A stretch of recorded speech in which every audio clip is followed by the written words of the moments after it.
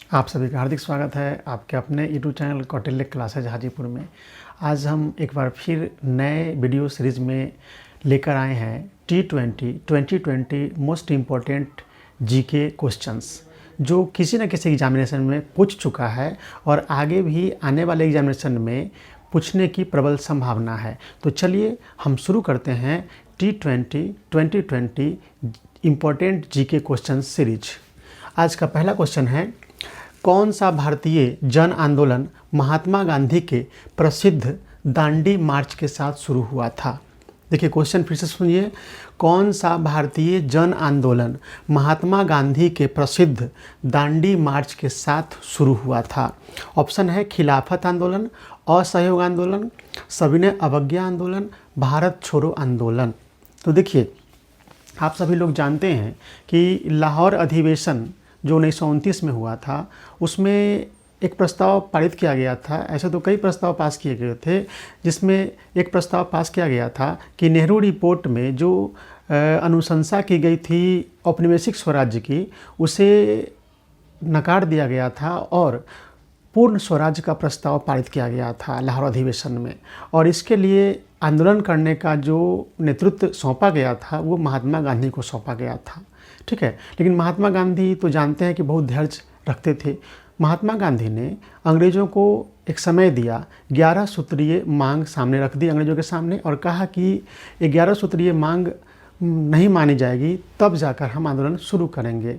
ये भी समय पार हो गया और अंग्रेज़ों ने उनकी 11 सूत्रीय मांग नहीं मानी, तब जाकर के सविनय अवज्ञा आंदोलन की शुरुआत की गई। सविनय अवज्ञा आंदोलन शुरुआत करने के लिए सबसे पहला जो कदम उठाया गया वो दांडी मार्च किया गया। दांडी मार्च किया गया 12 मार्च 1930 से 78 समर्थकों के साथ साबरमती आश्रम से दांडी की ओर यात्रा प्रारंभ हुआ था। 14 दिनों के पश्चात 240 मील यानी 375 किलोमीटर की दूरी तय करके ये लोग 5 अप्रैल 1930 को दांडी पहुँचे थे और इसके अगले दिन 6 अप्रैल 1930 ईस्वी को गांधी जी ने समुद्र के तट पर नमक बना करके सविनय अवज्ञा आंदोलन की शुरुआत किए थे। ये आंदोलन किस लिए था? तो अंग्रेज़ों के कानून का हम अवमानना करेंगे, शांतिपूर्वक करेंगे, इसीलिए इसका नाम पड़ा सविनय अवज्ञा आंदोलन। इस आंदोलन को शुरुआत करने का, गांधी जी को नेतृत्व करने का ये सौंपा गया था कार्य लाहौर अधिवेशन में ही। तो इस तरीके से ये आप समझ सकते हैं कि कौन सा भारतीय जन आंदोलन महात्मा गांधी के प्रसिद्ध दांडी मार्च के साथ शुरू हुआ था। तो सविनय अवज्ञा आंदोलन, यानी दांडी मार्च के साथ ही भारत में सविनय अवज्ञा आंदोलन की शुरुआत हो गई थी। और दांडी मार्च समझ गए कहाँ से कहाँ तक हुआ था? तो ये हुआ था 78 समर्थकों के साथ गांधी जी निकले थे साबरमती आश्रम से दांडी के लिए। ठीक है, इस तरह से इसका आंसर हो जाएगा, कौन सा भारतीय जन आंदोलन महात्मा गांधी के प्रसिद्ध दांडी मार्च के साथ शुरू हुआ? तो सविनय अवज्ञा आंदोलन की शुरुआत ही आपको अप्रैल 1930 ईस्वी में हुआ था, 6 अप्रैल 1930 ईस्वी को। ठीक है, तो ये दांडी सत्याग्रह इसे कहते हैं। ये नमक कानून तोड़ने से संबंधित था।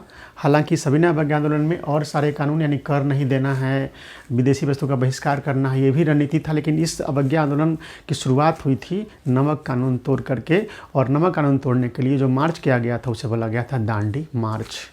चलिए दूसरा क्वेश्चन है, निम्न में से महात्मा गांधी का भारत में पहला सत्याग्रह कौन सा था? ऑप्शन है अहमदाबाद, बारदोली, चंपारण, खेड़ा। फ्रेंड्स, आप सभी लोग जानते होंगे कि महात्मा गांधी 1893 ईस्वी में दक्षिण अफ्रीका चले गए थे एक केस के सिलसिले में। दादा अब्दुल्ला के केस के सिलसिले में वो दक्षिण अफ्रीका गए थे और 1915 में वो भारत लौटे थे दक्षिण अफ्रीका से। उनके गुरु का नाम था गोपाल कृष्ण गोखले और गोपाल कृष्ण गोखले के गुरु का नाम था महादेव गोविंद रानाडे। तो उनके जो गुरु थे दक्षिण अफ्रीका में, गोपाल कृष्ण गोखले, उन्होंने गांधी जी को सलाह दी थी कि तुम भारत अगर जा रहे हो तो 1 साल तुम वॉच करना, 1 साल तुम सिर्फ भ्रमण करना और वहाँ की स्थितियों को समझना, उसके बाद ही कोई कदम उठाना। इसलिए जब वो 9 जनवरी 1915 को वापस लौटे थे तो जनवरी 16 तक वो कुछ भी एक्टिविटी नहीं करते थे गांधी जी, और सिर्फ यहाँ की स्थितियों को समझने में 1 साल लगा दिए। उसके बाद BHU बनारस हिंदू यूनिवर्सिटी के स्थापना दिवस समारोह में उन्हें आमंत्रित किया गया और उस समारोह में उन्होंने स्पीच दिया और उनके स्पीच से वहाँ पे मौजूद सभी लोग काफ़ी प्रभावित हुए थे। इसके बाद क्या हुआ, बिहार के एक किसान थे राजकुमार शुक्ल जी। तो राजकुमार शुक्ल जी से इनकी मुलाकात हुई थी गांधी जी की लखनऊ अधिवेशन के दौरान।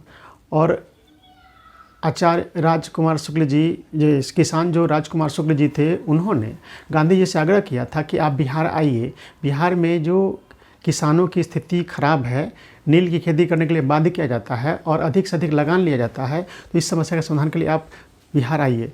गांधी जी उन्हीं के आग्रह पर राजकुमार शुक्ल जो किसान थे, उन्हीं के आग्रह पर वो बिहार आए थे और बिहार में उन्होंने चंपारण के नीलहे किसानों के पक्ष में एक सत्याग्रह किया था, जिसे चंपारण सत्याग्रह के नाम से जाना जाता है, जो 1917 ईस्वी में हुआ था। यह भारत में गांधी जी द्वारा किया गया प्रथम सत्याग्रह था। ऐसे तो सत्याग्रह का प्रयोग वो अफ्रीका में कर चुके थे रंग भेद की नीति के खिलाफ में, गोरे काले के भेद को मिटाने के लिए, लेकिन भारत में उनका पहला सत्याग्रह चंपारण सत्याग्रह था, जो 1917 ईस्वी में हुआ था। तो इस तरह से आप देख सकते हैं क्वेश्चन, निम्न में से महात्मा गांधी का भारत में पहला सत्याग्रह कौन सा था? अहमदाबाद, बारदोली, चंपारण और खेड़ा। तो इसका आंसर क्या हो जाएगा फ्रेंड्स? चंपारण हो जाएगा। 1917 में भारत में गांधी जी द्वारा किया गया पहला सत्याग्रह था चंपारण सत्याग्रह, 1917 में हुआ था। तीसरा प्रश्न है, मिट्टी का लाल रंग निम्नलिखित में से किसके कारण होता है? ऑप्शन है एल्यूमिनियम यौगिक, लौह यौगिक, पारा यौगिक, मिट्टी। तो फ्रेंड्स इसका सही आंसर हो जाएगा लौह यौगिक। लौह यौगिक। मिट्टी का रंग लाल होने के पीछे कारण है कि उसमें आयरन ऑक्साइड पाया जाता है, FeO। आयरन ऑक्साइड पाया जाता है, FeO, और ऑक्साइड के रूप में लोहे की मौजूदगी होती है। ऑक्साइड यानी FeO मिलता है मिट्टी में और ऑक्साइड के रूप में लोहे की मौजूदगी होती है, जिसके कारण मिट्टी का रंग लाल होता है। ठीक है, लाल मिट्टी को ओम्बिनस मिट्टी भी कहा जाता है। लाल मिट्टी को क्या बोला जाता है? ओम्बिनस मिट्टी भी। और यह मिट्टी विशेष रूप से आपको मिलता है पठारी प्रदेशों में। तो इसका आंसर हो जाएगा लौह यौगिक। मिट्टी का रंग लाल क्यों होता है? उसमें लौह यौगिक पाए जाने के कारण होता है।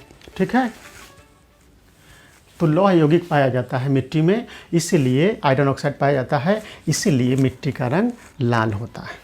तो नेक्स्ट प्रश्न है, चौथा प्रश्न है, बिहार का अधिकांश क्षेत्र आच्छादित है पहाड़ी मिट्टी से, कछारी मिट्टी से, रेगुर मिट्टी से, तराई मिट्टी से। तो फ्रेंड्स ये बहुत महत्वपूर्ण प्रश्न है बिहार के ज्योग्राफी से। देख लीजिए, बिहार के कोई भी एग्जामिनेशन आप देंगे उसमें बिहार के ज्योग्राफी से 8 से 10 प्रश्न रहते हैं।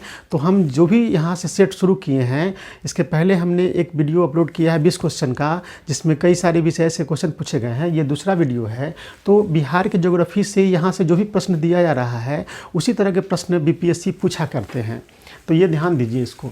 इसलिए यहाँ पर हम लोग देखते हैं कि बिहार का अधिकांश क्षेत्र आच्छादित होता है पहाड़ी मिट्टी से, कछारी मिट्टी से, रेगुर मिट्टी से, तराई मिट्टी से। तो फ्रेंड्स समझिए, बिहार, आप जानते हैं कि बिहार के बीचों बीच गंगा नदी बहती है और गंगा नदी के द्वारा लाए गए जमाव से, लाए गए मलबे से मिट्टी यहाँ का बना हुआ है, जिसे जलोढ़ मिट्टी कहते हैं। तो इस तरीके से बिहार की जो मिट्टी है उसका सर्वाधिक भाग जो है वो कछारी मिट्टी से है। यहाँ देख सकते हैं आप, यहाँ देखिए, नदियों द्वारा लाए गए जलोढ़क मिट्टी से बनी मिट्टी को कांप मिट्टी या जलोढ़ मिट्टी कहते हैं और इसी को कछारी मिट्टी कहते हैं। जैसे कछारी मिट्टी क्यों कहते हैं? देखिए, एक तो जलोढ़क मिट्टी इसी को बोलते हैं, तो चूँकि गंगा नदी के जल के द्वारा लाई गई ये मिट्टी होती है। ठीक है, और दूसरा नंबर कछार, क्योंकि गंगा नदी के कछार मतलब क्या है? किनारे के पास जो भी मिट्टियाँ आती हैं उनसे यहाँ का मैदान बना हुआ है बिहार का। इसलिए बिहार में अधिकांश क्षेत्र किस मिट्टी से है? तो कछारी मिट्टी से है। ये बहुत इंपॉर्टेंट क्वेश्चन है, कई बार BPSC एग्जामिनेशन में पूछा जा चुका है और आगे भी पूछे जाने की प्रबल संभावना है। तो नदियों द्वारा लाए गए जलोढ़ मिट्टी से बनी मिट्टी कांप मिट्टी या जलोढ़ मिट्टी या फिर कछारी मिट्टी कहलाता है। बिहार का तो अधिकांश भाग ये मिट्टी है ही। और ये जान लीजिए कि भारत में भी जितनी भारत का क्षेत्रफल है उसमें सबसे अधिक जो मिट्टी पाई जाती है, ज़्यादा विस्तार है भारत के क्षेत्रफल में सबसे अधिक मिट्टी का, वह कछारी मिट्टी ही है। ध्यान दीजिए, तो कोई पूछे आपसे कि भारत के क्षेत्रफल का अधिकांश जो मिट्टी है वो किस मिट्टी से पूरा क्षेत्रफल बना हुआ विस्तार है, तो भारत में सर्वाधिक क्षेत्रफल में विस्तृत मिट्टी है वो कछारी मिट्टी है। और बिहार में भी बिहार के क्षेत्रफल के सर्वाधिक भाग पर जो मिट्टी है वो है कछारी मिट्टी है। अब देखिए अगला क्वेश्चन 5 नंबर, राष्ट्रपति ऑप्शन है संसद का हिस्सा नहीं होता है, संसद का हिस्सा होता है, संसद का हिस्सा होता है और संसद में बैठता है, संसद में वोट दे सकता है। देखिए बहुत इंपॉर्टेंट क्वेश्चन है और इंटरेस्टिंग क्वेश्चन है। राष्ट्रपति के बारे में पूछा जा रहा है कि संसद का हिस्सा नहीं होता है, ये तो एकदम गलत है, क्योंकि राष्ट्रपति संसद के हिस्सा होते हैं। संसद का हिस्सा होता है, सही है। संसद का हिस्सा होता है और संसद में बैठता है, ये गलत है। संसद में वोट दे सकता है, ये भी गलत है। देखिए हमारे देश में सरकार के 3 अंग होते हैं, या किसी भी देश की सरकार में 3 अंग होते हैं। लोकतंत्र में जब सरकार शासन चलाती है तो उसके 3 अंग होते हैं, व्यवस्थापिका, कार्यपालिका और न्यायपालिका। यही 3 अंग मिलकर के लोकतंत्र में शासन चलाते हैं, जिसे सरकार के नाम से कहते हैं, जाना जाता है। यानी सरकार के 3 अंग होते हैं, व्यवस्थापिका, कार्यपालिका और न्यायपालिका। तो यहाँ पे व्यवस्थापिका क्या करती है, कानून बनाती है। कार्यपालिका क्या करती है, व्यवस्थापिका द्वारा बनाए गए कानूनों को लागू करती है और उन कानूनों के अनुसार ही शासन चलाती है। और कार्यपालिका को ही मेंटेन करना है कि व्यवस्थापिका द्वारा जो बनाया गया कानून है, जिसे कार्यपालिका ने लागू कर दिया है, उसी कानून के अनुसार व्यवस्था चले, देश चले। और उसका कोई उल्लंघन करे तो कार्यपालिका का ही काम है उसको गिरफ्तार करना और उसे न्यायपालिका के सामने प्रस्तुत करना, और न्यायपालिका उसे उसके साक्ष्य के आधार पर उसे न्याय कर सकती है। अगर उसने गलती किया है तो उसे दंड दे सकती है। तो इस तरह से भारत में सरकार के 3 अंग होते हैं, व्यवस्थापिका, कार्यपालिका और न्यायपालिका। ठीक है, तो यहाँ व्यवस्थापिका से संबंधित है। केंद्र सरकार और राज्य सरकार, भारत में 2 तरह की सरकार होती है, 2 स्तर पर सरकार होती है मुख्य रूप से, केंद्र सरकार और राज्य सरकार। केंद्र सरकार की व्यवस्थापिका, जिसे विधायिका यानी विधायिका होती है केंद्र सरकार की, उसे संसद कहते हैं। केंद्र सरकार की व्यवस्थापिका का स्पेशल नाम है विधायिका। तो विधायिका, तो केंद्र सरकार की विधायिका को क्या बोलते हैं, संसद। केंद्र सरकार की विधायिका या व्यवस्थापिका का नाम है संसद, यानी केंद्र की व्यवस्थापिका को ही हम संसद कहते हैं। और संसद के 3 अंग होते हैं, लोकसभा, राज्यसभा और राष्ट्रपति। ठीक है, 2 सदन होते हैं, लोकसभा और राज्यसभा। तो इस प्रकार से राष्ट्रपति संसद का अंग होते हैं। ठीक है, इसलिए इसका आंसर हो जाएगा राष्ट्रपति संसद का हिस्सा होता है। हिस्सा नहीं होता, ये तो पूरा गलत है। ठीक है, संसद का हिस्सा होता है और संसद में बैठता है, यह पूरी तरह गलत है। संसद में वोट दे सकता है, यह भी गलत है। राष्ट्रपति वोट नहीं देते हैं संसद में। इसका सही आंसर हो जाएगा राष्ट्रपति संसद का हिस्सा होता है। ठीक है, नेक्स्ट क्वेश्चन चलिए। नेक्स्ट क्वेश्चन है, लोकसभा का सदस्य चुने जाने के लिए एक व्यक्ति को किस आयु से कम नहीं होना चाहिए?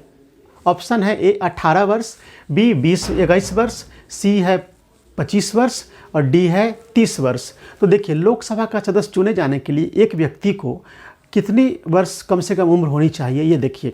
तो 21 वर्ष नहीं, 18 वर्ष नहीं, 30 वर्ष नहीं, 25 वर्ष। यानी कोई व्यक्ति जो लोकसभा का चुनाव लड़ना चाहता है उससे उसकी उम्र कम से कम कितनी वर्ष होनी चाहिए? तो 25 वर्ष होनी चाहिए। ठीक है, राज्यसभा का चुनाव लड़ने के लिए 30 वर्ष होनी चाहिए। ठीक है, और राष्ट्रपति का चुनाव लड़ने के लिए 35 वर्ष होना चाहिए।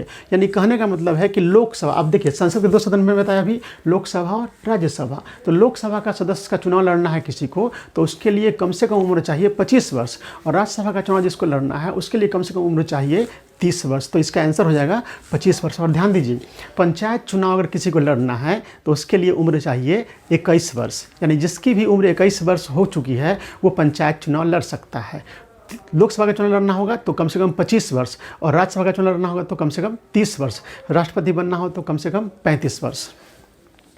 अब अगला क्वेश्चन है, लौंग पौधे के किस भाग से प्राप्त होते हैं? आप लोग लौंग खाते हैं, इससे क्वेश्चन बार बार एग्जामिनेशन में पूछा जाता है। लौंग से, वही लौंग, इलायची जिसको लौंग मसाला कहते हैं, तो लौंग पूछ रहा है कि लौंग पौधे के किस भाग से प्राप्त होते हैं? तो शुष्क पत्तियाँ, शुष्क तने, हरे पत्ते, शुष्क पुष्पकली। तो इसका सही आंसर हो जाएगा शुष्क पुष्पकली। यानी जो पौधा जो होता है तो उसका पुष्पकली होता है लौंग। ठीक है ना, तो लौंग क्या है? उस पौधे का पुष्पकली वाला हिस्सा है। ठीक है ना। मनुष्य की मुख में निम्नलिखित में से किसका पाचन प्रारंभ होता है? वसा का, प्रोटीन का, कार्बोहाइड्रेट का, अम्ल का? बहुत ही बेहतरीन प्रश्न है, हर व्यक्ति को ये जानना चाहिए। बायोलॉजी विषय से ये क्वेश्चन है। तो ये पूछ रहा है कि पाचन की क्रिया, हम जो कुछ खाते हैं तो पाचन की क्रिया कहाँ से शुरू होती है? तो आप जानते हैं कि जब हम कुछ खाते हैं तो पाचन की क्रिया हमारे मुख से ही शुरू हो जाती है। तो ये पूछ रहा है कि पाचन की क्रिया मुख में जब शुरू होती है तो सबसे पहले किसका पाचन शुरू हो जाता है, वसा का या प्रोटीन का या कार्बोहाइड्रेट का या अम्ल का। तो इसका आंसर हो जाएगा कार्बोहाइड्रेट का। देखिए, मनुष्यों में पाचन की प्रक्रिया मुंह से ही शुरू होती है। मुंह में भोजन चबाते समय, जब हम मुंह में भोजन चबाते हैं तो लार ग्रंथियाँ क्या बना देती है, लार बनाती है। ठीक है, लार नहीं निकलता है। हम लोग जब देखते हैं भोजन को पचाने के लिए क्या ज़रूरी होता है, लार की ज़रूरत होती है। तो लार ग्रंथियाँ जो है वो लार निकालती हैं, और जब हम भोजन चबाते हैं तो वो लार जो है वो भोजन के साथ भोजन को लुगदी बना देती है, यानी कि गीला बना देती है, और तब हम अंदर भोजन को पहुंचाते हैं तो भोजन जल्दी पक जाता है, जल्दी पच जाता है। ठीक ना। तो मनुष्यों में पाचन की प्रक्रिया मुंह से शुरू होती है। मुंह में भोजन चबाते समय लार ग्रंथियाँ लार बनाती है, और लार में टाइलिन नामक एंजाइम होता है। कौन सा एंजाइम, टाइलिन नामक एंजाइम होता है। यह एंजाइम कार्बोहाइड्रेट को शर्करा में बदलना शुरू कर देता है। सीधा सा मतलब है कि मुख में जब भोजन का पाचन शुरू होता है तो सबसे पहले कार्बोहाइड्रेट का पाचन प्रारंभ हो जाता है हमारे पाचन की क्रिया में। ठीक है, ठीक है। फिर से पहले मनुष्यों में पाचन की प्रक्रिया मुंह से शुरू होती है, और मुंह में भोजन चबाते समय लार ग्रंथियां लार बनाती हैं, और लार में टाइलिन नामक एंजाइम होता है। यह एंजाइम कार्बोहाइड्रेट को शर्करा में बदलना शुरू कर देता है। आप सभी लोग रेस्टोरेंट में खाना खाने जाते होंगे, देखते होंगे, वहाँ जब खाना खाते हैं तो आपके सामने पैसे के लिए जब बिल आता है तो साथ में रहता है सौंफ रहता है, और वो मीठा वाला मिश्री रहता है। सौंफ क्यों दिया जाता है? देखिए, सौंफ को आप डायरेक्ट तुरंत नहीं खा सकते हैं। सौंफ खाने के लिए चबाना पड़ता है, और जितना ज़्यादा कोई भी चीज़ चबा के खाया जाता है तो उसमें लार ज़्यादा बनता है। और जब भी आप कुछ भी खाते हैं रेस्टोरेंट में तो वो जो सौंफ के खाने की वजह से जितना लार बनता है उसकी वजह से आपका भोजन आसानी से पच जाता है। अतः हम आप सभी को खाना खाने के बाद थोड़ा सा सौंफ ज़रूर खाना चाहिए ताकि आपके खाना पच जाए, क्योंकि सौंफ एक मैटर अलग है। सौंफ खाने समय क्या होता है ना, इतना ना ज़्यादा चबाते हैं, उससे लार बनता है अधिक से अधिक, और वही लार हमारे भोजन को पचाने में हमारी मदद करता है। तो चलिए, या और भी ऐसे बहुत सारे पदार्थ हैं जिसे खाइएगा तो खाते समय आप इतना ना चबाना पड़ेगा। तो चबाते समय ज़्यादा जितना जो व्यक्ति खाते समय जितना ज़्यादा चबाएगा, आप जानते हैं कि उससे लार ज़्यादा बनेगा, और लार क्या, लार में टाइलिन होता है तो वो पचा देता है हमारे भोजन को। और एक ये चीज़ आपको जानना ज़रूरी है। ठीक है। अब देखिए, बिहार में साइमन कमीशन के बॉयकॉट के संयोजक कौन थे? देखिए, राजेंद्र प्रसाद, अली इमाम, देवकीनंदन, इन्हें सभी आप सभी लोग जानते हैं कि 1919 के अधिनियम की जांच के लिए एक आयोग का गठन करने का प्रावधान किया था अंग्रेज़ों ने, और 10 साल पर, लेकिन कुछ कारणों से उसे पहले ही आयोग बना दिया गया जिसका नाम है साइमन आयोग। तो साइमन आयोग का गठन, नियुक्ति करने की घोषणा की गई थी इंग्लैंड में 8 नवंबर 1927 को, और ये आयोग भारत में आया था 3 फरवरी 1928 को। तो यह आयोग भारत में, इस पर बहुत सारे प्रश्न बनते हैं। अभी हम हिस्ट्री नहीं पढ़ा रहे हैं, नहीं बता रहे हैं, लेकिन इस क्वेश्चन को बताने के समय कुछ चर्चा कर देते हैं जिससे आपका ज्ञानवर्धन हो जाए। तो यहाँ पर ध्यान दीजिएगा कि साइमन आयोग की नियुक्ति हुई थी क्यों? 1919 के अधिनियमों की भारत में जांच, जैसे 1919 का अधिनियम जो लागू हुआ था तो उसमें उसी समय ये बात लिखा हुआ था कि 10 वर्ष जब होंगे तो एक आयोग की नियुक्ति की जाएगी जो 1919 के अधिनियम की जांच करेगा कि भारत में इसका क्या परिणाम हुआ, और उसी जांच के आधार पर फिर नया अधिनियम बनना था। तो उसके लिए इंग्लैंड में 8 नवंबर 1927 को साइमन आयोग की नियुक्ति की गई थी। और ये क्वेश्चन पूछता है, पहले तो क्वेश्चन पूछता है कि साइमन आयोग की नियुक्ति कब की गई? तो 1927 में। ठीक है। और साइमन आयोग भारत कब आया, ये भी क्वेश्चन बहुत एग्जाम में पूछता है। तो ये 3 फरवरी 1928 को आया था। और तब क्वेश्चन पूछेगा कि भारत में आया तो पहले कहाँ आया? तो मुंबई में आया था। आप सभी लोग जानते हैं कि जगह जगह साइमन आयोग का विरोध किया गया था, चूँकि यहाँ पे 1919 के अधिनियम की जाँच करने के लिए आया था, और इस आयोग में एक भी भारतीय सदस्य नहीं थे, इसलिए यहाँ पर विरोध हो रहा था। तो इसी, और राष्ट्रीय लेवल पर जानते हैं कि लाला लाजपत राय जी ने इस आयोग का विरोध किया था। और आप देखते हैं कि अब ये क्वेश्चन है कि बिहार में क्या, जैसे बिहार स्पेशल हिस्ट्री से ये क्वेश्चन है। आप कोई भी जीएस के सब्जेक्ट पढ़ते हैं ना, तो इंडिया राष्ट्रीय लेवल का तो उसमें पढ़ना ही है। जैसे राष्ट्रीय लेवल का हिस्ट्री में पूछेगा कि लाला लाजपत राय ने विरोध किया था या कौन किया था, वहाँ पे वो क्वेश्चन बनता है। लेकिन बिहार स्पेशल हिस्ट्री से ये क्वेश्चन है कि साइमन आयोग कमीशन के बायकॉट के संयोजक कौन थे?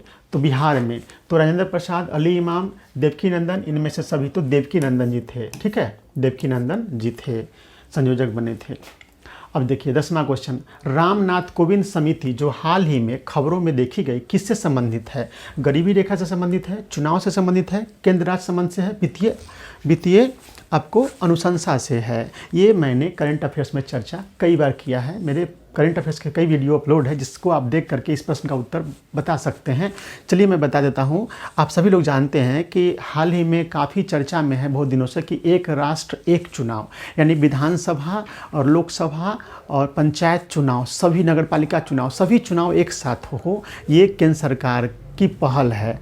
और केंद्र सरकार, आप जानते हैं कि कोई भी सरकार जब सत्ता में होती है तो वो खुद से डायरेक्ट निर्णय नहीं ले लेती है, वह कोई ना कोई एक समिति गठित करती है और उस समिति को कार्य सौंपती है कि आप इस संबंध में रिपोर्ट दीजिए, अनुशंसा कीजिए। तो केंद्र सरकार ने, आप सभी लोग को बता देते हैं कि केंद्र सरकार ने इस तरह के अनुशंसा के लिए, यानी चुनाव संबंधी, यानी एक राष्ट्र एक चुनाव, यानी केंद्र सरकार की पहल है कि लोकसभा चुनाव, विधानसभा चुनाव और पंचायत चुनाव, स्थानीय निकाय सभी एक ही बार हो जाए, इसके लिए सिफारिश करने के लिए कमेटी गठित कर चुकी है। और उस कमेटी का जो अध्यक्ष हैं पूर्व राष्ट्रपति रामनाथ कोविंद जी हैं। इसलिए इसका आंसर हो जाएगा, आपसे पूछ रहा है कि रामनाथ कोविंद समिति जो हाल ही में खबरों में देखी गई किससे संबंधित है? तो चुनाव से संबंधित है। ठीक है, अब चले अगला क्वेश्चन, निम्नलिखित में से किस अनुच्छेद के अंतर्गत वित्त आयोग के गठन का प्रावधान है? ये भी मेरे वीडियो में आपको मिल जाएंगे, अभी हाल ही में मैंने ये पढ़ाया है, आप देख सकते हैं उसका हेडिंग जाकर के डिटेल से। ये तो क्वेश्चन पूछेगा भविष्य में, लेकिन उस वीडियो को, यानी जो 16वां वित्त आयोग के संबंध में प्रमुख बातें हैं, वो वीडियो आप देख लेंगे तो आगे आने वाले एग्जामिनेशन में ये करंट अफेयर्स में भी पूछेगा क्वेश्चन वित्त आयोग 16वां के बारे में। अब तक भारत में 16 वित्त आयोग का गठन किया जा चुका है। तो निम्नलिखित में से किस अनुच्छेद के अंतर्गत वित्त आयोग के गठन का प्रावधान है? अनुच्छेद 269, अनुच्छेद 280, अनुच्छेद 268, अनुच्छेद 265। तो आंसर हो जाएगा अनुच्छेद 280। अब देखिए, निम्नलिखित भू आकृतियों में से किसके द्वारा बिहार राज्य का उत्तर पश्चिमी भाग घिरा हुआ है? अब देखिए, बिहार के ज्योग्राफी से प्रश्न है। बिहार का मैप आप देखेंगे तो बिहार के मैप के बारे में पूछ रहा है, बिहार की भौगोलिक स्थिति से पूछ रहा है कि किसके द्वारा बिहार राज्य का, यानी बिहार का मैप अगर आप ऐसे बनाएंगे तो ये जो नॉर्थ वेस्ट है, उत्तर पश्चिम का जो भाग है, वो किस पहाड़ी से घिरा हुआ है, मतलब किसके द्वारा घिरा हुआ है? तो ऑप्शन है सोमेश्वर पहाड़ी श्रेणी, कैमूर पठार, नवादा की पहाड़ी, राजगीर की पहाड़ी। तो फ्रेंड्स, इसका सही आंसर हो जाएगा सोमेश्वर पहाड़ी श्रेणी। मेरे पिछले जो 20 क्वेश्चन का एनालिसिस वाला वीडियो है वो अगर आप देख लेंगे तो ये क्वेश्चन आपसे बन जाएगा। मैंने बताया है कि बिहार के जो भौगोलिक विस्तार है उसमें जो बिहार का उत्तर पश्चिमी भाग बना हुआ है सोमेश्वर पहाड़ी है, और वह पहाड़ी हिमालय का हिस्सा है, हिमालय का विस्तार है। यानी हिमालय की 3 श्रेणियाँ होती है, आप जानते होंगे, महान हिमालय, मध्य हिमालय और आपको नीचे वाला हिमालय। तो महान हिमालय बोलते हैं उसको हिमाद्री, उसके बाद हिमाचल बीच वाले हिमालय को, और नीचे वाले को शिवालिक बोलते हैं। तो बिहार में जो पहाड़ी है सोमेश्वर पहाड़ी, वो हिमालय के जो सबसे निचले दक्षिणी हिस्सा है, जो जिसे शिवालिक कहते हैं, उसका विस्तार है, उसका ब्रांच है। ठीक है, और इसी से घिरा हुआ है हमारा बिहार। ठीक है, तो इसलिए बिहार का उत्तर पश्चिमी भाग किससे घिरा हुआ है? तो बिहार के उत्तर पश्चिमी भाग में सोमेश्वर की पहाड़ी है जो हिमालय का हिस्सा है। फिर कोई पूछेगा कि हिमालय के किस श्रेणी का, हिमाद्री का, हिमाचल का या शिवालिक का? तो शिवालिक का। ठीक है ना।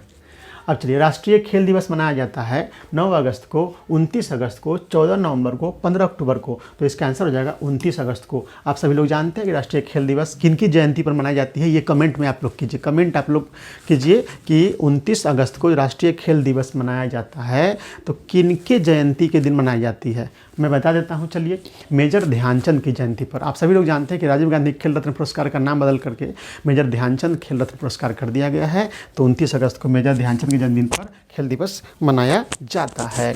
अब चलिए आगे हम लोग, संविधान सभा का निर्माण किस योजना के तहत किया गया था? पॉलिटी से क्वेश्चन है। क्रिप्स मिशन योजना, कैबिनेट मिशन योजना, साइमन कमीशन, उपयुक्त में से कोई नहीं। तो इसका आंसर हो जाएगा कैबिनेट मिशन योजना। भारत में 14 बड़े बैंकों का राष्ट्रीयकरण किस वर्ष हुआ था? 1967, 1969, 1981, 1991 में। आप सभी लोग जानते हैं कि भारत में 14 बड़े बैंकों का राष्ट्रीयकरण किया गया था 1969 में। ठीक है, अब नेक्स्ट क्वेश्चन देखिए, 16 नंबर। हाल ही में चंडीगढ़ मेयर चुनाव में हाल ही में चंडीगढ़ मेयर चुनाव में धांधली की खबर के बाद चुनाव संबंधी फैसले में पहली बार सुप्रीम कोर्ट ने किस अनुच्छेद का इस्तेमाल किया है? अनुच्छेद 127, अनुच्छेद 139, अनुच्छेद 142, अनुच्छेद 147। तो फ्रेंड्स, इसका सही आंसर हो जाएगा अनुच्छेद 142। देखिए, सुप्रीम कोर्ट के पास इतना ज़्यादा पावर है कि सुप्रीम कोर्ट खुद इस खबर पर संज्ञान ली है और इस पर फैसला लिया है अनुच्छेद 142 के तहत। अनुच्छेद 142 में है कि दो पक्षों में सही न्याय, पूर्ण न्याय करने के लिए इस अनुच्छेद के तहत सुप्रीम कोर्ट फैसला ले सकती है, त्वरित फैसला ले सकती है। और आपने देखा है कि किस तरह से मसीह जी जो हैं, वो वहाँ के जो अधिकारी थे, निर्वाचन अधिकारी, उन्होंने किस तरह से गलत कार्य किया है एक उम्मीदवार को जिताने के लिए और एक को हराने के लिए। तो इसका सीसीटीवी कैमरे में रिकॉर्ड हो चुका था और ये पूरी तरह से लग रहा था कि यहाँ पे उस मसीह ने गलत किया है और 8 बैलेट पेपर को रद्द करने के लिए उसने उसको ये कर दिया, क्रॉस कर दिया है ताकि ख़राब हो जाए बैलेट पेपर। और तब गिनती हो गई तो जो जीत रहे थे वो हार गए थे, जो हार रहे थे वो जीत गए थे। तो सुप्रीम कोर्ट ने इस पर अनुच्छेद 142 के तहत फैसला दिया है। चूँकि 142 के तहत क्यों फैसला दिया है? चूँकि 142 के तहत कोई भी फैसला अगर सुप्रीम कोर्ट देती है तो इसके खिलाफ में कोई भी पुनः अपील नहीं कर सकता है।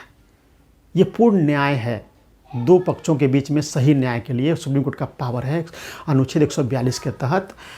और इसीलिए आज तक अनुच्छेद 142 का उपयोग इसके पहले 3 बार कर चुकी है सुप्रीम कोर्ट। ठीक है, वो हम किसी अगले वीडियो में, करंट अफेयर्स वीडियो में हम उसको एनालिसिस करेंगे कि अनुच्छेद 142 क्या है और उसका सुप्रीम कोर्ट ने कितनी बार प्रयोग किया है। चुनाव संबंधी कार्य में, चुनाव संबंधी फैसले में सुप्रीम कोर्ट ने पहली बार अनुच्छेद 142 का प्रयोग किया है। और इसके पहले 3 बार ऐसा समय आया है जब 3 बार अनुच्छेद 142 के तहत सुप्रीम कोर्ट ने फैसला सुना रखा है। तो ये चौथा उपयोग हुआ है, चौथी बार, लेकिन चुनाव संबंधी मामलों में पहली बार अनुच्छेद 142 का हुआ है। और अनुच्छेद 142 के तहत अगर फैसला देती है सुप्रीम कोर्ट तो इसके खिलाफ कोई भी व्यक्ति अपील कहीं नहीं कर सकता है। यह सुप्रीम कोर्ट का अंतिम और सर्वमान्य फैसला होता है। यानी कि आप फिर से डबल बेंच, ये सब कुछ नहीं होता है इसमें। एक बार फैसला दे दिया, आपको मानना पड़ेगा। वर्षों की लंबी प्रतीक्षा के पश्चात अयोध्या में राम मंदिर में रामलला की मूर्ति की प्राण प्रतिष्ठा हुई। देखिए, करंट अफेयर्स ये क्वेश्चन है। करंट अफेयर्स में जो भी बड़ी घटना होती है जिसका पूरा देश के लोगों की नज़र उस घटना पे रहती है या उस चीज़ पे रहता है, तो वो एग्ज़ाम में क्वेश्चन बनता है।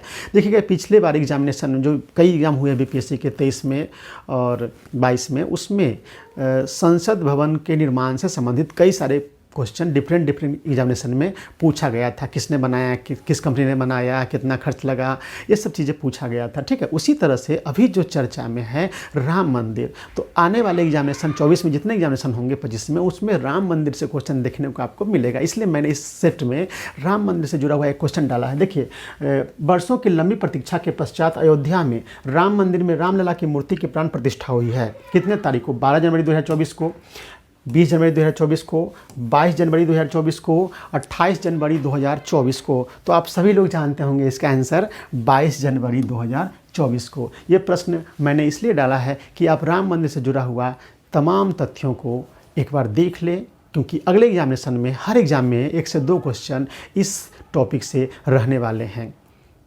मैं बहुत जल्द इस पे एक वीडियो बनाऊंगा राम मंदिर का इतिहास और राम मंदिर के निर्माण से संबंधित प्रमुख बातों को के लिए। तो आप सभी लोग इसे ध्यान से देखें। अगला क्वेश्चन है इसी से संबंधित, राम मंदिर से संबंधित ही मैंने अगला क्वेश्चन बनाया है। अयोध्या में निर्मित राम मंदिर के, देखिए संसद भवन जब बना था ना, तो संसद भवन के वास्तुकार का नाम बहुत बार पूछा, आर्किटेक्टर जो बनाते हैं डिज़ाइन, उसका क्वेश्चन कई एग्जाम में देखा गया था। ठीक है, और किस कंपनी में बनाया था इसका भी कई सारे एग्जाम में पूछा गया था। तो उसी तरह से अयोध्या के राम मंदिर से संबंधित क्वेश्चन आपको एग्जामिनेशन में देखने को मिलेगा, 1-2 क्वेश्चन। मेरा वीडियो क्यों महत्वपूर्ण है? एक एक क्वेश्चन आपका बन पाएगा। अगर किसी का TRE 1, TRE 2 या बीपीएससी का सिविल सेवा में या दरोगा में किसी भी एग्जामिनेशन में 2 नंबर 3 नंबर चांस छूटता हो, या नए फ्रेशर से, तो उनका तो मैं पहली बार निकलवा दूंगा एग्जामिनेशन, वो अपने गाइडलाइन में, अपने मार्गदर्शन में। तो अयोध्या में निर्मित राम मंदिर, एक एक चीज़ पर मैं फोकस करता हूँ, एक्सपीरियंस का मैं यूज़ करता हूँ और आप हमारे अनुभव से सीख सकते हैं, जान सकते हैं, मार्गदर्शन में सफल हो सकते हैं। तो अयोध्या में निर्मित राम मंदिर के मुख्य वास्तुकार का नाम पूछा है। संसद भवन के वास्तुकार का नाम बार बार पूछता था। संसद भवन किस कंपनी बनाई है, ये क्वेश्चन पूछता था। अब राम मंदिर से क्वेश्चन पूछेगा, इसलिए देखिए विमल पटेल, राम सुतार, चंद्रकांत सोमपुरा, सुदर्शन पटनायक। एक बार जानते हो स्टैचू ऑफ यूनिटी जब बना था तो उस समय बहुत फेमस क्वेश्चन पूछता था कि स्टैचू ऑफ यूनिटी का वास्तुकार कौन था। अब राम मंदिर से जुड़ा हुआ क्वेश्चन पढ़िए आप, है ना, राम मंदिर। तो ये क्वेश्चन है, यानी राम मंदिर के मुख्य वास्तुकार थे या हैं, अभी कह सकते, अभी तो मंदिर बन ही रहा है ना, बहुत इस पर तो काफ़ी विवाद भी हुआ था, जानते ही हैं कि अर्धनिर्मित मंदिर में कैसे प्रतिष्ठा हो सकती है। इस पर कुछ हमारे हिंदू संस्थाओं के जो गुरु हैं या धर्मगुरु हैं उन्होंने विरोध किया था, तो फिर भी उद्घाटन तो हो गया। तो चंद्रकांत सोमपुरा, इसका आंसर क्या हो जाएगा, चंद्रकांत सोमपुरा ने ही राम मंदिर का डिज़ाइन तैयार किया है, मतलब वास्तुविद हैं, और ये गुजरात के रहने वाले हैं। कहाँ के रहने वाले हैं, गुजरात के रहने वाले हैं। अब देखिए पद्म पुरस्कार, देखिए एक टॉपिक और ध्यान रखिए, 26 जनवरी को हर वर्ष 26 जनवरी के आसपास यानी पूर्व संध्या पर या उस दिन पर पद्म पुरस्कारों की घोषणा की जाती है हर वर्ष।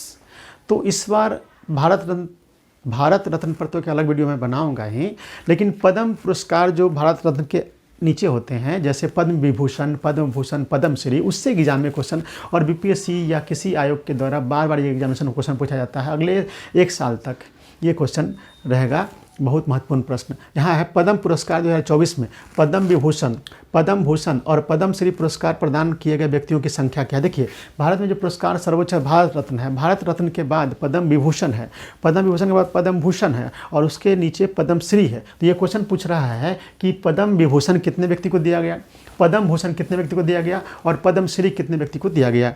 ऑप्शन है 5, 19, 110, 5, 17, 119, 5, 17, 110, 7, 17, 110। यानी कहने का मतलब कि पद्म पुरस्कार 2024 में पद्म विभूषण, पद्म भूषण और पद्मश्री पुरस्कार प्रदान किए गए व्यक्तियों की संख्या है क्रमशः मतलब क्या, पहले पद्म विभूषण के लिए अंक होगा, दूसरा पद्म भूषण के लिए अंक है, तीसरा पद्मश्री के लिए है। तो फ्रेंड्स ऑप्शन है 5, 19, 110, 5, 17, 119, 5, 17, 110, 7, 17, 110। इसका सही आंसर हो जाएगा आपको 5, 17 और 110। यानी 5 पद्म विभूषण पुरस्कार दिए गए हैं, 17 पद्म भूषण हैं और 110 जो है वो पद्मश्री है। इसलिए इसका आंसर हो जाएगा आपको 5, 17, 110।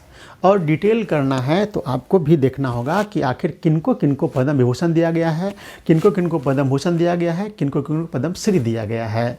अब अगला जो क्वेश्चन हमारा है, लास्ट क्वेश्चन इस वीडियो का, वो इसी से जुड़ा हुआ है, लेकिन हम बिहार आते हैं। यानी कुछ भी पढ़िएगा तो बिहार स्पेशल पढ़ना पड़ेगा आपको बीपीएससी का एग्जाम देने के लिए, 17वीं हो या TRE 3 हो या कोई भी एग्जाम ने बीपीएससी का हो, बिहार में होता है, उसमें आपको बिहार राष्ट्रीय लेवल पे तो हर विषय पढ़ना ही है, जैसे संविधान पढ़ना, राष्ट्रीय लेवल का ज्योग्राफी पढ़ना है, फिर बिहार लेवल का स्पेशल पढ़ना होगा। तो चलिए अगले प्रश्न पर देखते हैं।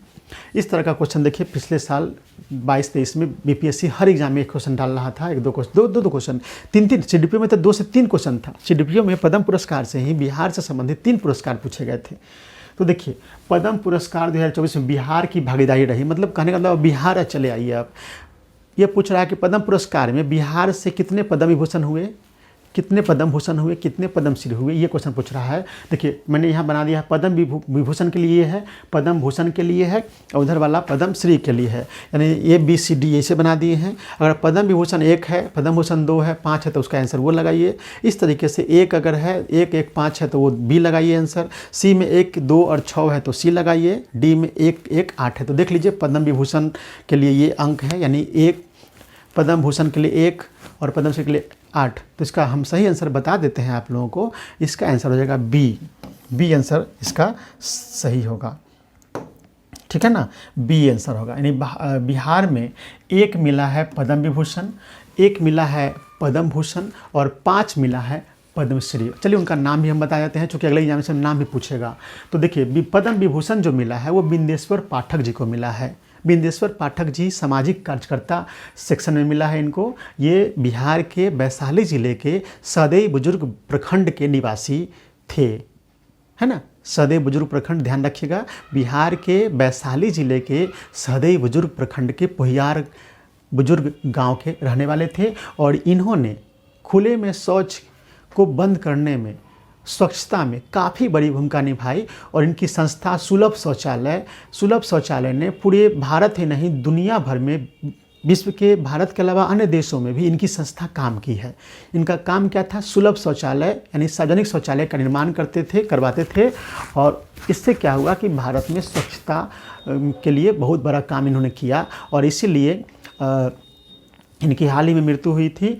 तो मृत्यु उपरांत इन्हें वर्तमान सरकार के द्वारा पद्म विभूषण दिया गया है। बिंदेश्वर पाठक जी का बहुत बड़ा काम किए हैं ये स्वच्छता के लिए।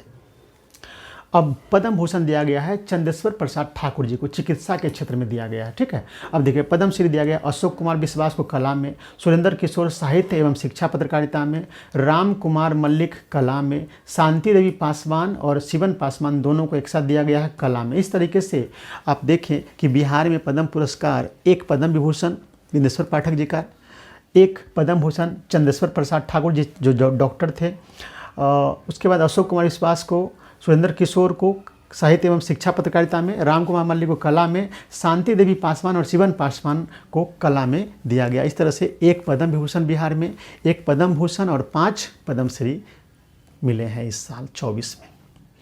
तो चलिए आज के वीडियो में हमने 20 महत्वपूर्ण प्रश्नों का एनालिसिस किया है और आगे आने वाले एग्जामिनेशन इसी पैटर्न पे रहेंगे। आपको आगे आने वाले बिहार में महत्वपूर्ण एग्जामिनेशन जैसे सक्षमता परीक्षा, TRE 3, BPSC 70वीं, Bihar SI, Bihar SS inter level होने वाला है, बिहार सिजिल का वैकेंसी आने वाली है, बिहार पुलिस की बहाली होने वाली है, तो परीक्षा होने वाली है। तो इन सारे परीक्षाओं के लिए हमारा ये 2020 जो सीरीज है काफ़ी महत्वपूर्ण होने जा रहा है। एक बेहतरीन आउटलुक, एक बेहतरीन आपको एक नज़रिया दे रहा है हमारे ये 2020 सीरीज। आप सभी लोग हमारे वीडियो को देखिए और अच्छा लगे तो लाइक कर दीजिए और जिन लोगों ने अभी तक सब्सक्राइब नहीं किया है वो प्लीज़ सब्सक्राइब कर दें, क्योंकि आपके सब्सक्राइब करने से आपको नुकसान नहीं होगा, आपको लाभ ही होगा और आपके लाभ में हमारा भी लाभ है। आप अगर खुश रहेंगे तो हमारा चैनल ग्रो करेगा। आपको मेरा वीडियो अच्छा लगता हो तो आप लाइक कर दें, ठीक है, कमेंट कर दें, सब्सक्राइब कर दें और तब अपने स्वपरिचित, अपने परिजनों को भी इसे शेयर कर दें। तो काफ़ी महत्वपूर्ण होने वाला है हमारा चैनल आप सभी के लिए। बहुत बहुत धन्यवाद।